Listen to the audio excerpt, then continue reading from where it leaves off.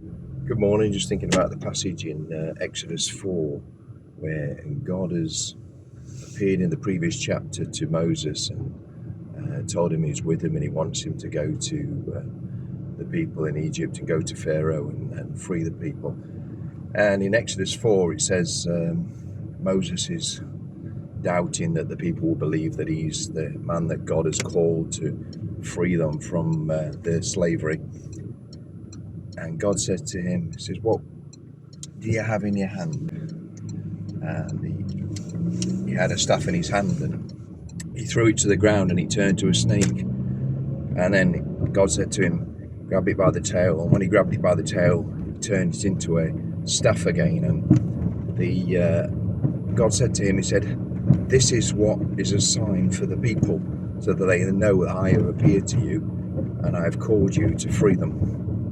And I was thinking about that passage.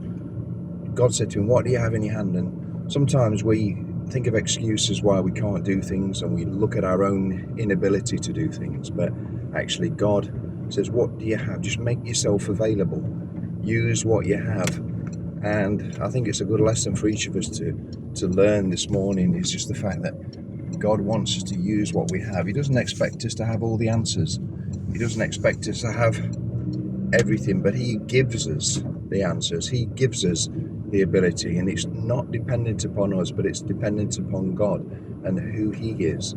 And we just need to remember that in all the things that we do, that it isn't about us. It isn't about who we are. We need to act. We need to respond to what God is asking us to do. But we're not responding on our ability, we're responding on his ability. And God is able to do anything. All things are possible through God.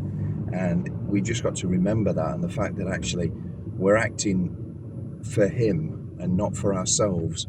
We're acting on his ability and not on our ability. I just wanted to share that this morning and encourage you. Just use what you have in whatever circumstances and situation you're in. Don't be waiting for something. Don't be waiting for the next thing to happen or for God to give you the ability to do it. God will give the ability to do it, but you need to take that step of faith, and you need to take that action in doing what God has called you to do.